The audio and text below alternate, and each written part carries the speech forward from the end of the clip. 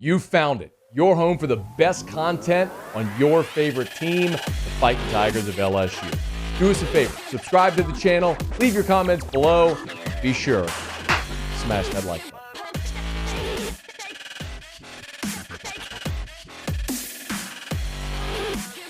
Man, we are just about a month away from LSU and Florida State opening up the 2022 season in the Superdome. The Noles will have a Week 0 game, so they'll already have practice underway, which is why I wanted to go to Tallahassee, give a little sneak preview on the Noles as they're sort of pushing off from the dock already. Carter Karels covers Florida State. He's the beat writer there for the Tallahassee Democrat and Noles Sports. Good enough to join us here for a couple of minutes. Carter, we appreciate it, man. How are you?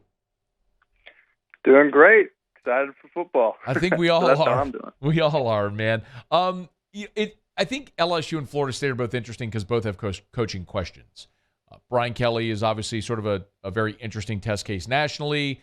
And when you look at what's going on there with Mike Norvell, year 3 feels, outside looking in, very pivotal. What's the temperature inside of the program? How important is it for Norvell and Florida State to show that improvement this year?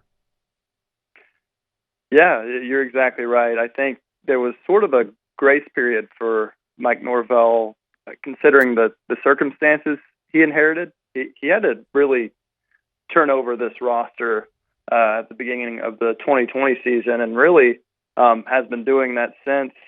He's hammered the transfer portal pretty hard, but he also, inherited it right before a pandemic started, and so he couldn't get really spring practices. He couldn't,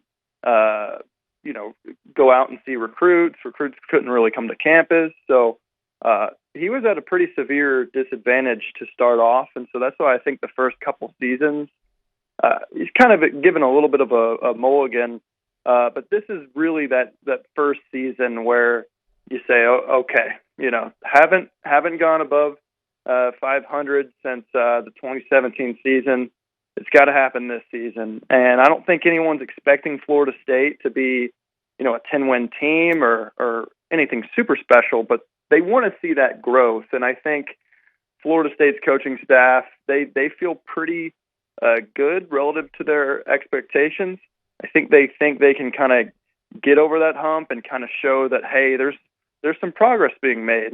And from the practices we've seen so far, there have been 6 preseason practices, if you can believe that. Yeah.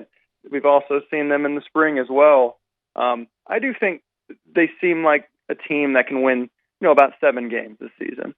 Is that, I was going to ask the expectation, is that the expectation there? Look, internally, you ask a player or a coach, they're going to say they want to win them all. But realistically, is 7, 8, is that the expectation?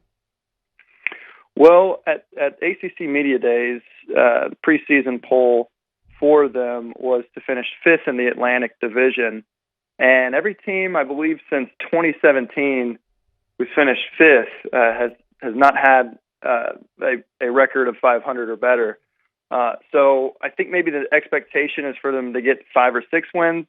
From what I've seen, I'm feeling more like anywhere between 6 and 8 wins.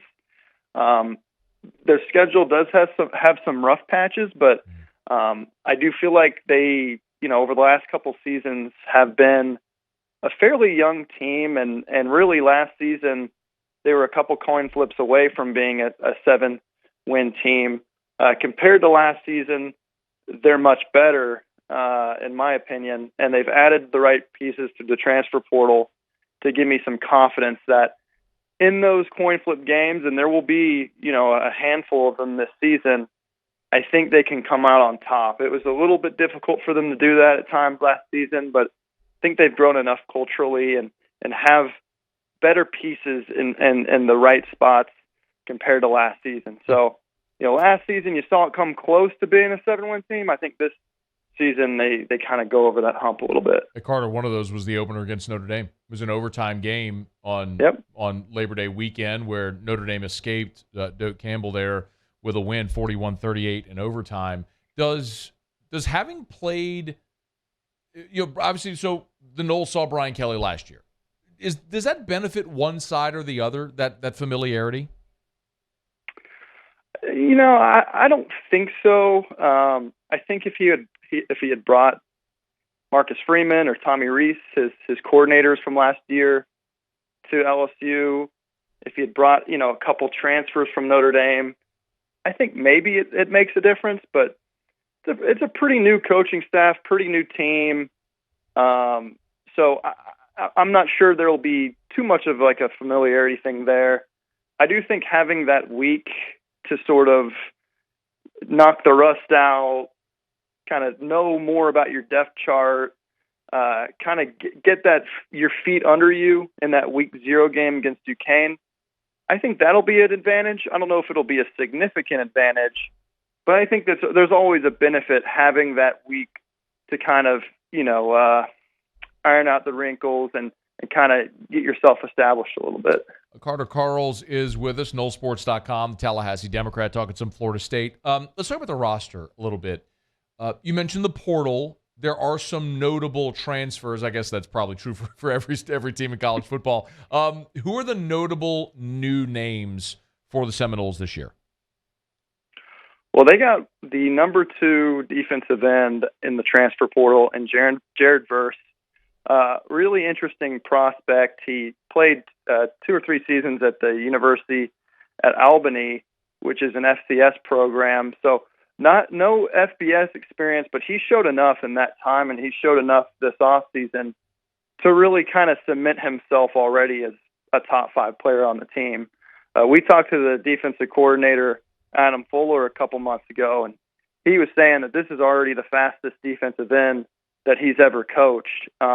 Just a guy who I think will probably lead Florida State in sacks this year.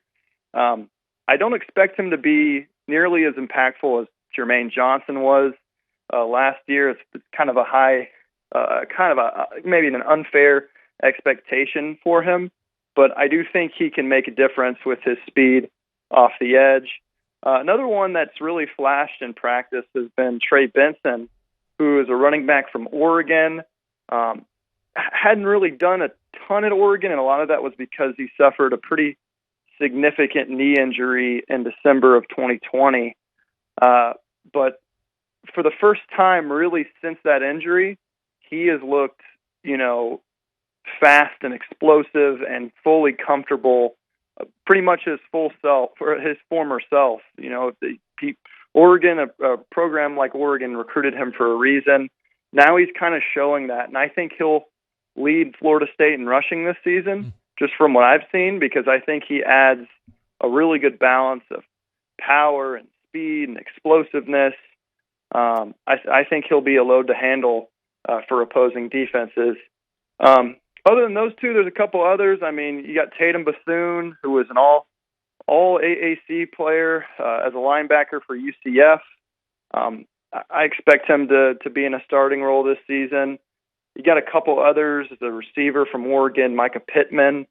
You've probably heard his brother's name, Michael Pittman Jr. So yeah, there's quite a few.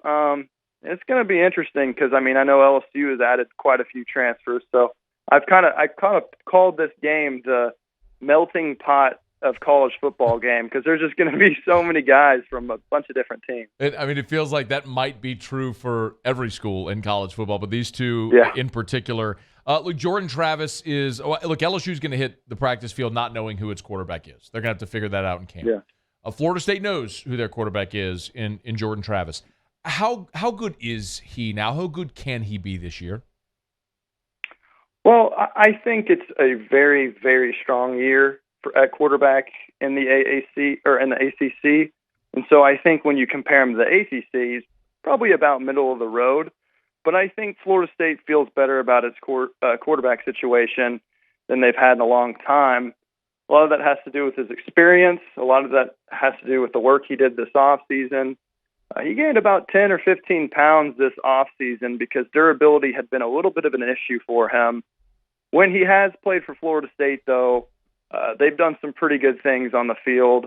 When he hasn't, it's been pretty bad. So I think when you've probably seen Florida State lose a lot of games in the last couple of years, it's probably because he hasn't been at quarterback. When they have won games, he has. But he's taken that next step as far as being a little bit better with his deep ball, being better with, ball placement and timing and things like that. Everyone knows kind of what he's able to do with his legs. He's certainly one of the fastest players on the team. But yeah, certainly this is a huge year for him too. Year 4, and I think he can make that jump this year. But with how strong the conference is at quarterback, I'd still probably pin him as about a middle of the road ACC quarterback. Carter, weaknesses, at least perceived, here in fall camp, offensive, defensive. What are the biggest concerns for this team? I think at number 1, it's wide receiver. And the reason for that is they just haven't had a true number 1. In the last 2 years, they have not had a single player to reach 400 yards receiving. Wow. Which is pretty crazy. I mean, it has been a bad receiving core.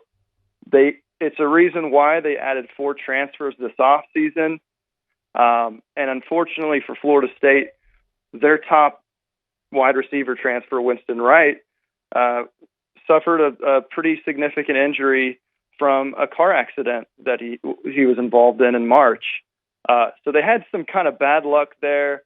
And I know he's working his way back, but that certainly has hindered them in recent years. I'd say, their offensive line has taken some really positive steps, but there are still some questions there.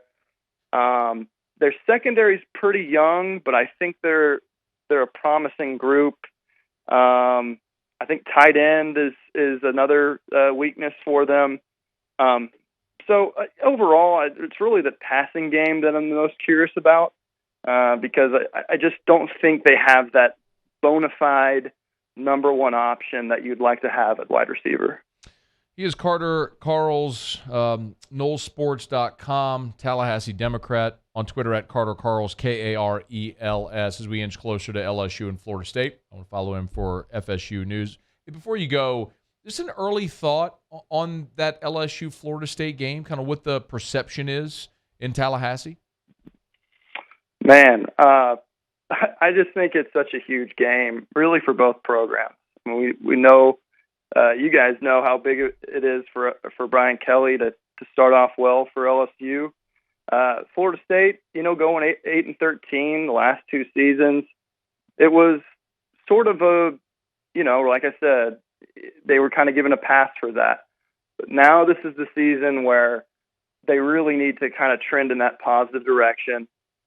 I think they've had enough moral victories.